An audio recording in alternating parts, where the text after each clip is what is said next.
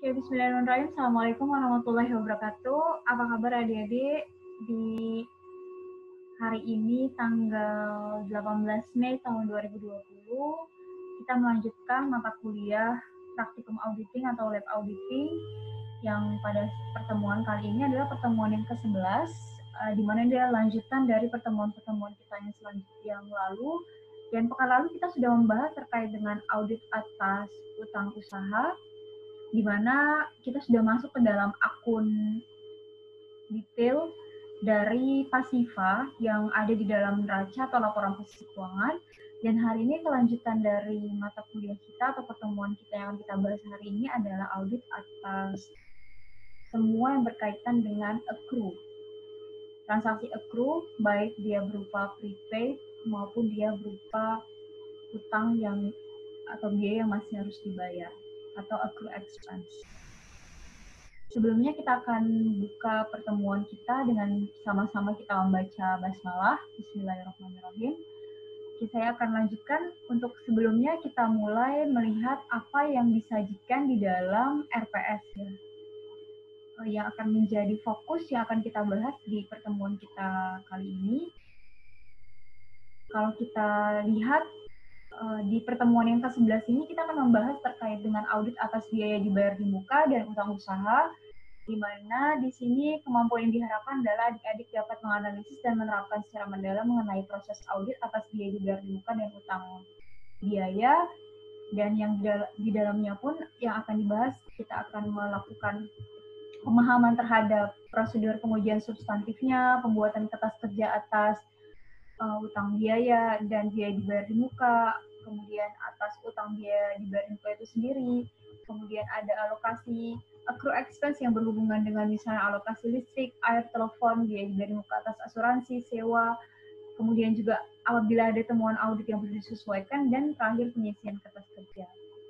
Jadi pengelolaan terhadap apa yang kita bahas di hari ini sebenarnya adalah sudah masuk ke dalam hampir ending dari kita menelaah laporan posisi keuangan atau neraca. Yang seperti tadi saya sampaikan, pekan lalu kita sudah melakukan pembahasan terhadap audit atas utang usaha. Nah, saya sudah menyampaikan ada 3 file ya adik-adik yang kalian terima di dalam pembahasan kita untuk hari ini, yaitu ada file dengan kodifikasi kertas kerja P, dan kemudian kertas kerja J1 dan kertas kerja J3. Jadi kita mulai dengan kertas kerja nomor J dulu ya, J1, J3, dan P. Untuk J1 namanya adalah Advance PT Indonesia, untuk J3 namanya Refundable Deposit PT Indonesia, dan untuk yang P adalah Accrued PT Indonesia. Dan untuk 3 file ini adalah kodifikasi untuk khusus bagi kertas kerja yang berhubungan dengan biaya dibayar di muka, dan kemudian juga adanya utang biaya. Nah, sama halnya seperti pekan-pekan sebelumnya, yang menjadi fokus untuk kita audit adalah unaudited report, di mana unaudited report ini akan kita lihat file yang berhubungan dengan FS ya, atau financial statement. Di FSPT Indonesia, Dede, kita akan coba lihat akun apa sih sebenarnya yang masih relatif ada dan belum kita, dan akan kita bahas untuk kita audit di pertemuan kita kali ini, karena tadi ruang lingkupnya adalah berbicara terkait dengan prepaid dan accrue expense, maka nanti sebenarnya posisi yang akan kita cek itu adalah masih tetap di laporan posisi keuangan, tapi kita bisa masuk ke 2 hal yang berhubungan dengan di sisi aset maupun di sisi liability. Artinya karena dari seluruh siklus yang kita sudah pelajari, jadi mulai dari kita melakukan pengujian substantif atas audit terhadap kas, terhadap piutang, persediaan, sampai dengan hutang, dan kemudian hampir seluruh akun inti sudah kita lakukan audit, dan kita akan melanjutkan dengan tambahan untuk pemeriksaan atas akun-akun yang berhubungan dengan transaksi akrual. Mari kita coba lihat apa saja sih sebenarnya transaksi akrual yang ada di dalam balance sheet atau laporan posisi keuangan PT Indonesia, sebagaimana tadi disebutkan bahwa ada prepaid, kemudian ada accrue expense. Nah, untuk prepaid sendiri, jadi di sini ada akun yang sudah saya berikan warna biru.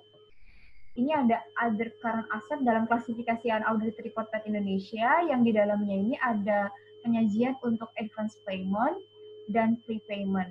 Kebetulan untuk seluruh yang berhubungan dengan taxation atau perpajakan akan kita bahas di pekan berikutnya, sekitar 3 minggu lagi, khusus untuk membahas terkait dengan perpajakan.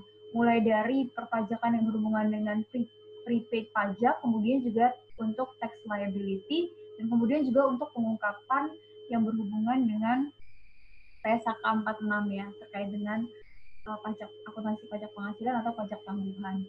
Nah, di sini kita akan coba lihat bahwa untuk akun yang berhubungan dengan prepaid ini masuk ke dalam akun besar namanya other current asset, di mana terdiri other current asset ini untuk advance payment-nya. Klasifikasi untuk PT Indonesia ini terbagi dua, yaitu advance payment yang berhubungan dengan satuan mata uang rupiah dan kemudian advance to employee. Dan kemudian juga untuk prepayment, ini juga ada prepaid yang berhubungan dengan rent, service charge, kemudian ada prepaid rent insurance, dan kemudian ada prepaid employee insurance. Nah, untuk akun yang berhubungan dengan advance atau other current asset, kita lihat nilainya ada di antara angka ini sekitar 79 juta 163.400. Jadi sebenarnya nilainya adalah nilai ini ditambah prepayment ini kira-kira sekitar 290 juta 48.026. Tapi ya nanti kita akan coba lihat secara detailnya ya ketika nanti masuk ke dalam lead sheet untuk kita lakukan penelaahan lebih detail terkait dengan masing-masing akun yang ada di dalam siklus ini. Nah, kemudian adik-adik juga jangan lupa selain berbicara tentang other asset atau other current asset, kita juga akan masuk ke akun yang berhubungan dengan accrue expense. Di mana accrue expense di sini adalah terkait dengan, sebelum masuk ke akun accrue expense, ada tambahan selain other current asset, ada juga other asset yang akan masuk dalam siklus ini, yaitu akun refundable deposit sebesar lebih kurang 170.698.450, di mana other asset untuk refundable deposit ini terdiri dari deposit atas security sama deposit atas telepon. Oke. Nah, untuk accrue expense sajikan di sisi liability and equity. Di sini akun yang akan masuk ke dalam siklus ini yaitu akun accrue expense, di mana akun accrue expense ini consist of accrue other untuk general sebesar 205.057.391. Nah, kalau kita lihat adik-adik dari keseluruhan laporan posisi keuangan atau balance sheet atau neraca dalam siklus sampai pertemuan kita hari ini, di luar dari tax ya, di luar dari pajak, kita sudah menyelesaikan ya seluruh akun yang disajikan di dalam neraca kecuali untuk pajak dan equity. Ya, artinya tuh untuk pajak dan equity ini akan dibahas tersendiri, pengelolaan pengauditannya tidak akan masuk ke dalam komponen ini. Jadi artinya kita bisa nyatakan bahwa untuk neraca sendiri ini hampir di ujung dari penyelesaian substantif testing untuk audit terhadap akun ini. Dan kita akan coba mulai ya, jadi untuk melihat lagi setelah kita mengetahui audited report untuk siklus prepayment dan accrue expense, maka kita akan coba lihat di GL detail yang disajikan di sini. Sebenarnya di sini adanya di current asset ya. Di current asset saya coba cari. Nah, di sini ada untuk akun prepaid ya, seperti tadi sudah dilihat ya di dalam balance sheet di sini. Untuk di other current asset, di sini other current assetnya ada prepaid untuk service charge dan prepaid untuk office. Kemudian juga ada advance payment kepada dalam bentuk IDR dan kepada pegawai. Ini coba kita lihat tadi kembali ke GL-nya. Untuk di GL sendiri, untuk saya mungkin mulai dengan ini dulu ya. Prepaid rent service charge, ini untuk prepaid. Bentar.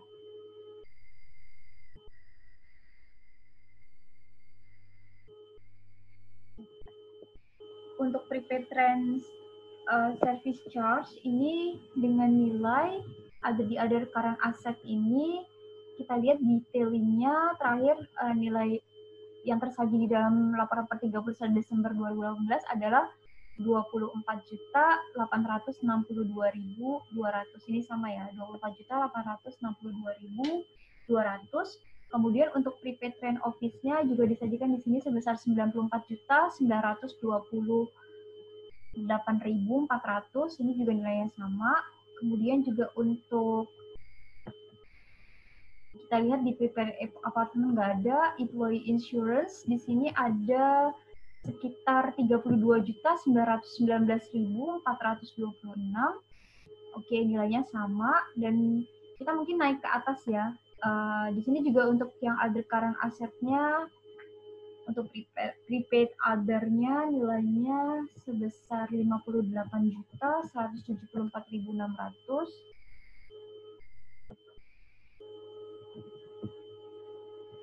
Oke.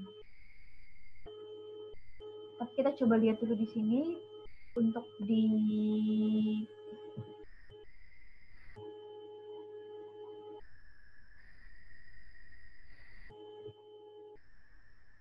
advance ya, untuk di advance payment, karena kalau ini sudah masuk ke teks ya, sudah masuk ke PPh pasal 22.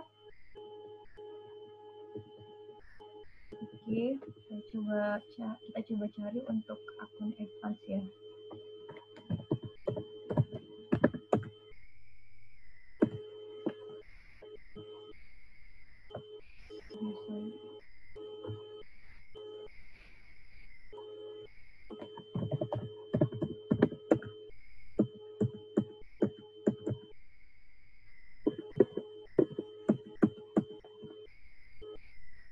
Sorry, ini ada problem.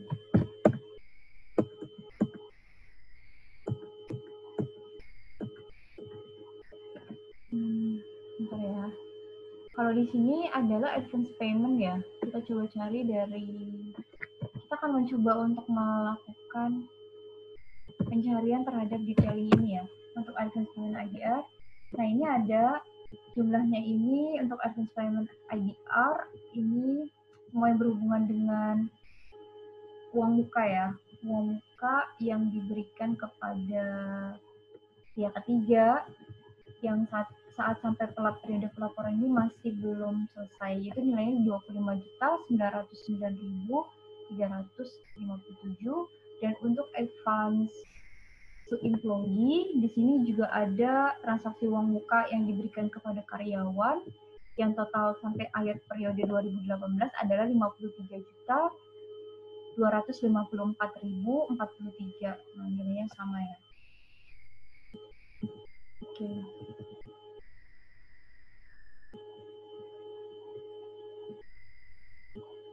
Oke.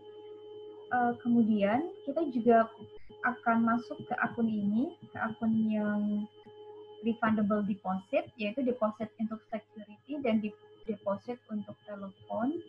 Kita akan coba lihat ya. Sebelumnya juga di sini tadi ada prepaid yang berhubungan dengan rent sudah, insurance sudah, kemudian yang others ini 58.174.600 juga tadi kita sudah lihat ada. Kemudian tadi juga ada advance payment juga ada sebesar ini. Jadi ini untuk akun yang berkaitan dengan korespondensi kita terhadap memastikan apakah angka yang ada dalam laporan keuangan itu sama seperti apa yang disajikan di dalam GL detail, ini sudah terjawab ya. Minimum untuk melihat kesinambungan terhadap laporan yang dilakukan oleh manajemen ini sudah kita bisa pastikan selesai. Nah, untuk selanjutnya kita masuk ke akun other asset untuk yang tadi deposit security, kita coba lihat ya. Untuk akun ini GL detail.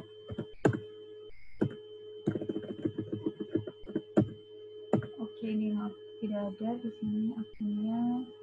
Ini kita bisa masuk ke sini deposit security.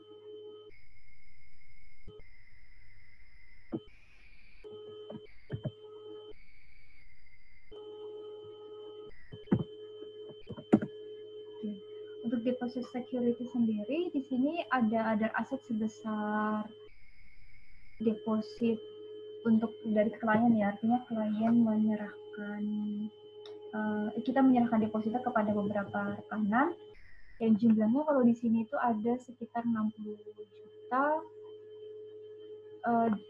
569.700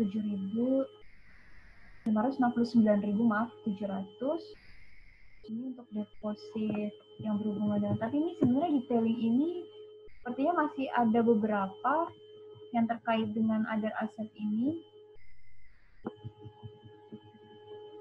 Dan yang kita sudah lihat di sini ini baru 60.569.700 ya, sedangkan yang tersaji di dalam laporan keuangan ini untuk deposit security-nya adalah sebesar 154.698.450.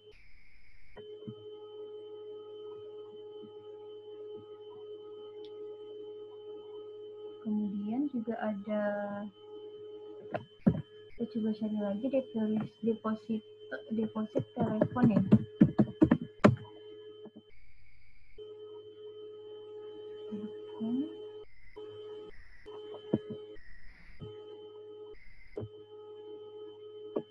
Di sini disajikan ada sekitar 16 juta.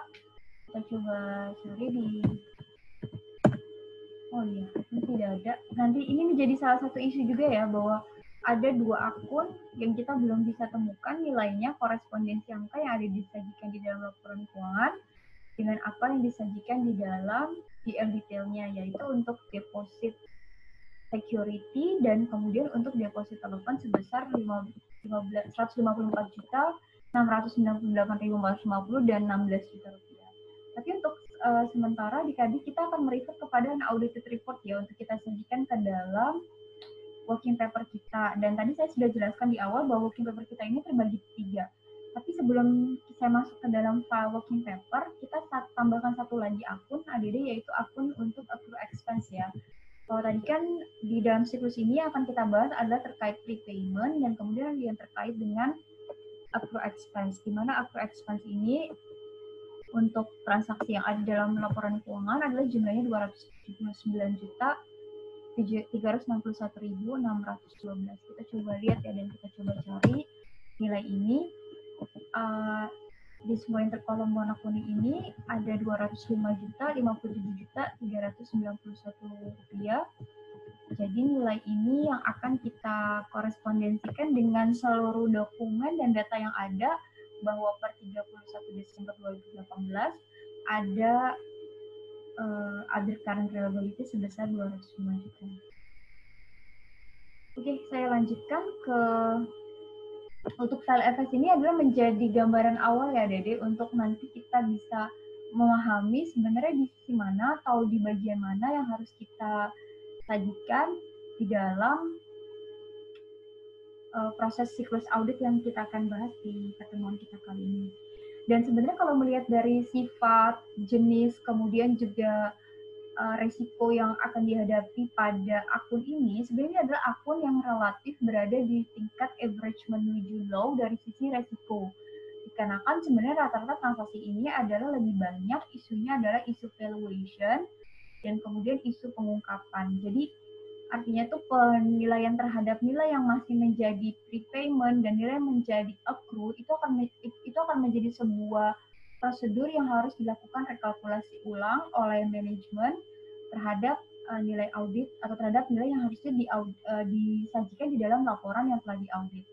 Ini akan menjadi sesuatu hal yang cukup menantang ya bagi auditor untuk bisa mendapatkan tata cara perhitungan yang dilakukan oleh manajemen akan dibandingkan dengan atau dengan nilai perhitungan yang telah di-judge oleh auditor.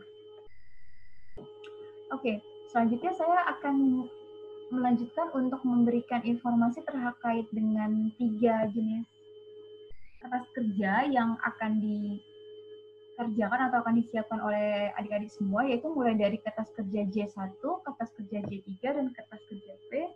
Untuk kertas kerja J1 kita mulai untuk Advance PT Indonesia. Tadi untuk Advance Indonesia di sini kalau dilihat ada beberapa file. Mulai dari audit program, untuk lead sheet-nya, disclosure, test of detail, adjustment, dan prepaid list schedule-nya. Jadi untuk di sini kita mulai dengan audit program ya. Jadi seperti biasa nanti kap bintang dan rekannya diganti menjadi kap kalian semua dengan logo dan nama kantor akuntan masing-masing. Kemudian untuk PT kliennya juga tetap sama PT Indonesia. Dan kemudian untuk J1 ini berkaitan dengan advance and prepayment khusus di prepaid expense, deferred charge, and other asset. Yang sebenarnya untuk tujuan auditnya atau matter yang sebenarnya dibahas di dalam komponen ini adalah verification of existence and valuation. Tadi seperti saya jelasin ya bahwa isu kalau untuk berbicara tentang bagaimana atau berapa nilai yang disajikan dalam laporan keuangan untuk akun advance atau akun prepayment itu pasti adalah berbicaranya valuation dan yang paling utama adalah existence. Kenapa? Karena ini adanya di akun aset. Itu di mana akun aset itu kecenderungannya adalah overstated. Maka yang menjadi fokus kita adalah tujuan audit yang kita capai adalah keterjadian atau keberadaan atau existence.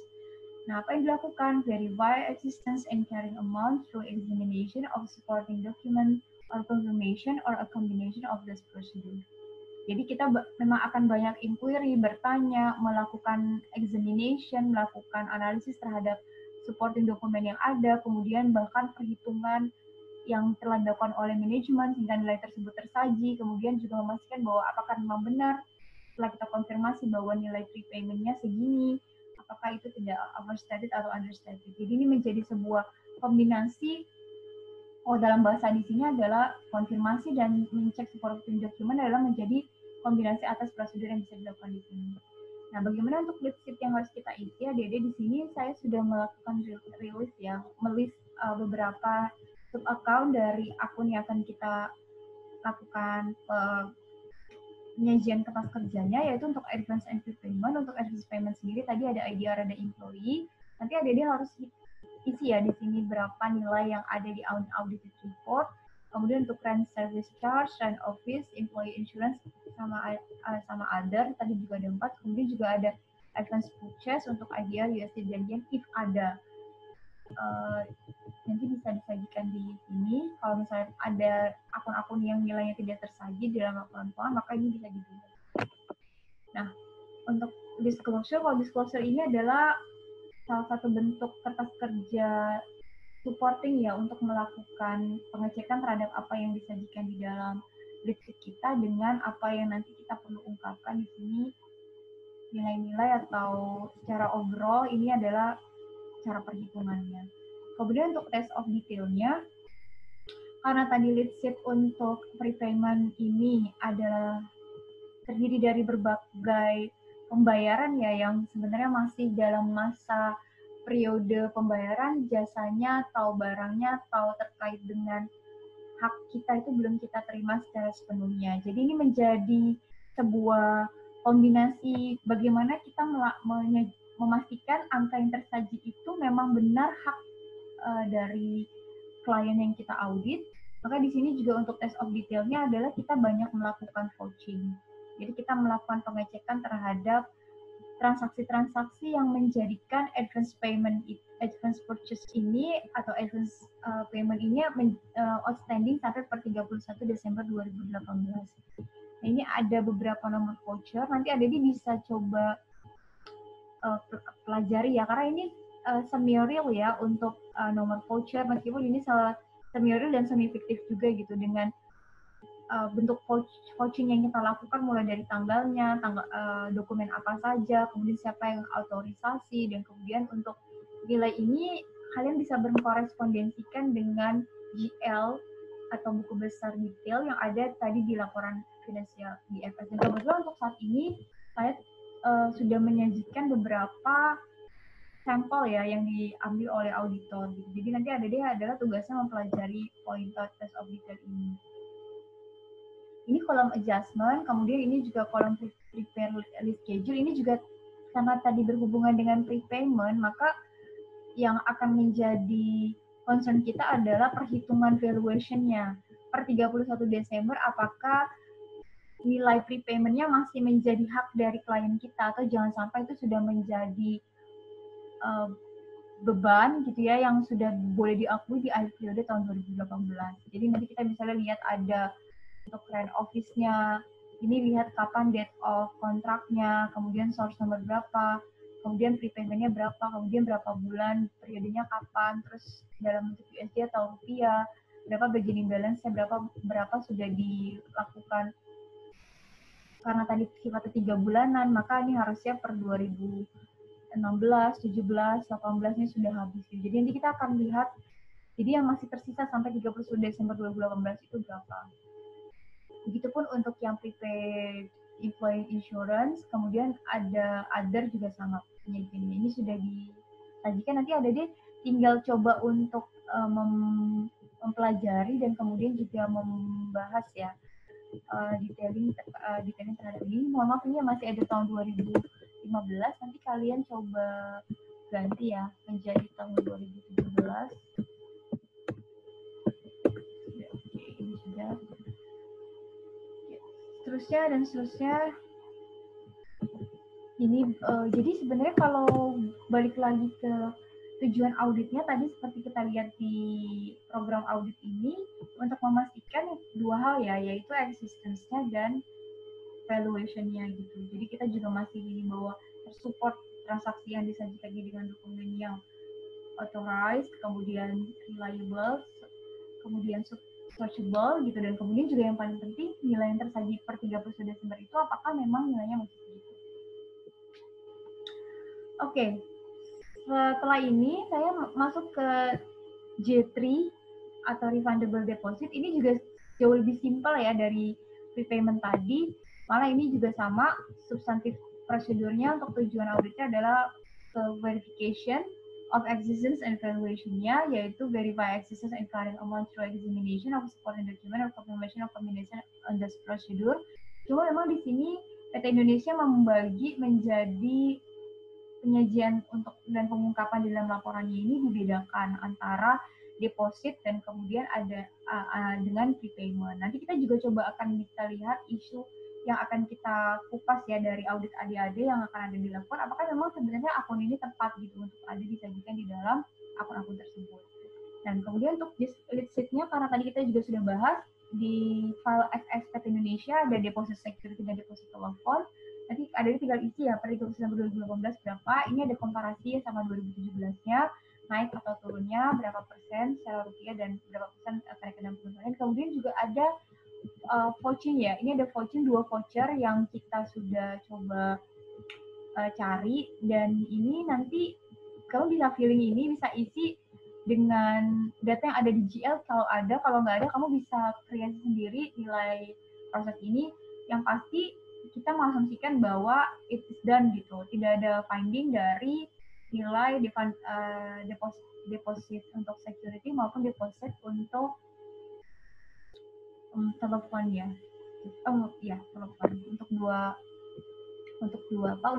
sub account ini. Nah yang tadi jadi concern kita adalah kita tidak menemukan ini di GL ya. Nanti coba Dede lihat lagi dan cross check lagi ya. Mungkin tadi saya salah men-search atau apa, tapi harusnya sih ini nilai ini ada. Kalaupun misalnya tidak ada, berarti nanti kita coba verify di dokumennya. Kalau misalnya ternyata di dokumennya, di laporan keuangan ada, di GL yang nggak ada, maka kalau di GL nggak ada, di laporan kemudian kita bisa ambil ternyata nilai dokumennya ada bahwa itu tidak disajikan, maka kita bisa lakukan cross check antara nilai yang tersaji harusnya tidak ada, kemudian jadi kita adjust lagi. Jadi kita menggunakan sebenarnya kalau dasar unaudited itu sebenarnya harusnya data yang lebih detail lagi gitu, bahwa kalau tadi tidak disajikan di GA berarti kan harusnya di laporan keuangan tidak ada gitu. Tapi kalau di dokumennya ada, maka dokumennya akan menjadi rujukan kita. Oke, terakhir kita akan coba masukkan untuk accrued expense ya. Jadi kalau yang tadi semua di sisi aset ya, di other asset atau di other current asset gitu ya. Tapi kemudian untuk yang akun dengan kode P dengan indeks P ini adalah untuk accrued expense. Di mana accrued expense ini adalah menjelaskan terkait dengan adanya biaya masuk harus dibayar bagi PT Indonesia per akhir periode, yang ini disebabkan karena adanya komitmen atau adanya hak yang sudah diterima atau jasa yang sudah diterima oleh PT Indonesia tapi belum ada pembayarannya, atau pembayarannya belum masuk jatuh tempo tapi sudah masuk ke dalam periode pelaporan saat pelaporan disajikan, sehingga kita harus melakukan adjustment terhadap itu. Nah, ini ada poin-poin yang sama sebenarnya seperti layaknya KKP-KKP yang lain, mulai dari pertama audit programnya, kemudian lead sheet-nya, kemudian disclosure-nya, kemudian untuk detailnya, untuk P2, P3 detail, P4, kemudian ada untuk yang detail transaksinya seperti ini ada di accrue expense, kemudian untuk test of detailnya, kemudian untuk subsequent transaction-nya, untuk subsequent payment yang sebenarnya udah kita bisa lihat ketika periode kita melakukan audit adalah di subsequent period, di mana ini transaksinya adalah per 2018, tapi kita melakukan auditnya di sekitar 2019 bulan Februari Maret, artinya diasumsikan bahwa payment untuk accrue ini mestinya sudah selesai dan sudah dibayarkan oleh perusahaan ataupun oleh PT Indonesia. Ini juga menjadi salah satu perihal yang bisa kita cross check atau prosedur analisis yang bisa kita cross check, kemudian juga ada adjustment di sini. Oke, untuk di accrue other general sama ada accrue professional fees, nanti coba kalian lihat ya di dalam GL, nanti bisa kalian masukkan nilainya berapa. Kalau tadi di laporan di file PT Indonesia, kita tadi sudah lihat ya bahwa nilai accrue expense yang disajikan adalah sekitar 205 juta ya kalau nggak salah. Ya, 205 juta 57.391. Nah, nanti ini cek lagi detailnya, cek lagi GL detailnya, kemudian nanti akan masuk ke dalam akun yang P ini untuk accrue. Jadi nanti disajikan di sini. Kemudian juga untuk disclosure sama seperti tadi, ini untuk secara overall untuk menjadi catatan detail atau catatan tambahan bagi auditor. Kemudian untuk yang P2 detail ini adalah apa aja sih sebenarnya yang di-accrue dari 205 juta 57.391, jadi diambil dari transaksi di detail ya di buku besar. Kemudian juga kita coba melakukan cross check ya terhadap apa saja yang kita jadikan sampel untuk yang terhutang apa aja sih di akhir periode 31 Desember 2018 dari transaksi detail tadi dengan kita melakukan pengujiannya. Dan yang terakhir adalah subsequent payment, jadi pembayaran-pembayaran yang sudah dilakukan oleh PT Indonesia di periode sekitar Januari, Februari, Maret, atau sampai dengan proses pekerjaan lapangan dilakukan untuk memastikan bahwa memang penyajian ini itu nilainya benar adanya dan seterusnya. Terakhir ada adjustment di sini yang akan nanti diisi. Jadi ini cukup mudah ya kalau boleh saya berikan sedikit pemaparan yang telah saya sedikit pemaparan. Pertama adalah transaksi tidak terlalu banyak, kemudian juga tidak terlalu besar, kemudian transaksi ini tujuan audit yang dicapainya juga tidak terlalu banyak sehingga Dede cukup fokus kepada dua hal tadi, yaitu memastikan bahwa kamu mendapatkan voucher untuk transaksi keterjadian atas transaksi tersebut, dan kemudian juga yang paling penting cut off atau nilai valuation, perhitungan untuk apa yang disajikan di dalam laporan keuangan itu bisa diandalkan untuk periode-periode selanjutnya. Nah, sepertinya sudah untuk seluruh siklus di hari ini ada yang terkait dengan audit atas prepayment dan accrue expense. Di pertemuan kita yang ke-11 ini coba adik-adik kerjakan dulu dan adik-adik isi seluruh komponen yang ada di dalam 3 file tadi, yaitu untuk kodifikasi J, untuk kodifikasi P1, untuk kodifikasi P, untuk kodifikasi J1, dan untuk kodifikasi J3, yaitu untuk accrue expense untuk di kodifikasi P, J1 untuk expense payment-nya, dan J3-nya untuk refundable deposit-nya.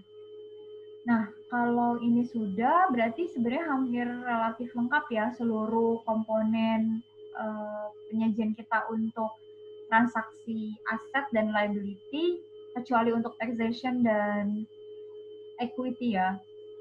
Jadi untuk pekan depan, 2 pekan yang akan datang, kita akan fokus untuk ke laporan laba rugi atau profit and loss statement, yang akan membahas tentang revenue dan membahas tentang expense. Jadi pastiin bahwa yang sudah dikerjakan adik-adik sejak pertemuan pertama sampai pertemuan yang ke-11 hari ini tuh bisa accomplish ya, bisa finish gitu. Sehingga tinggal 2 akun lagi untuk PL di 2 pekan berikutnya, dan kemudian juga yang terakhir nanti taxation, kemudian drafting audit, dan kemudian kita selesai UAS untuk pertemuan pertemuan ke-15 kita review overall kertas kerja, dan pertemuan ke-16 kita akan menjalankan final test untuk UAS sekitar di bulan Juli ya, sekitar Juli pertengahan. Jadi mungkin itu saja Dede apa yang bisa saya paparkan di pertemuan kita kali ini. Jadi coba dikerjakan ya semua atas kerjanya. Dan untuk hari ini juga masuk di hari ke-25 ya, 25 atau 26 Ramadan 1441 Hijriah, dan insya Allah kalau tidak ada halangan dan kita semua dalam keadaan sehat walafiat, kita akan merayakan Idul Fitri di akhir pekan ini, dan juga minggu depan saya kasih dispensasi untuk libur ya, jadi kita tidak masuk gitu ya, dan kita akan ketemu lagi sekitar di awal Juni ya, sudah masuk di awal Juni sekitar tanggal 1 Juni. Kalau 1 Juni juga nanti ada hari kesaktian Pancasila ya, jadi mungkin kita akan pending di hari lain ya, di pekan setelah Lebaran. Dan ini masa yang semakin berada di ujung dari perkuliahan kita, jadi kalian harus tetap mengikatkan ikat pinggang dan kemudian juga bisa tetap semangat untuk menjalankan seluruh perkuliahan termasuk mata kuliah praktikum audit ini. Oke, baik, itu saja. Selamat menunaikan ibadah puasa, dan kita akhiri dengan sama-sama membaca hamdalah, alhamdulillahirabbil alamin, doa penutup majelis. Subhanakallahumma wa bihamdika asyhadu an la ilaha illa anta astaghfiruka wa atubu ilaik. Mohon maaf kalau banyak kekurangan di sana sini. Sampai ketemu minggu depan. Assalamualaikum warahmatullahi wabarakatuh. Dah.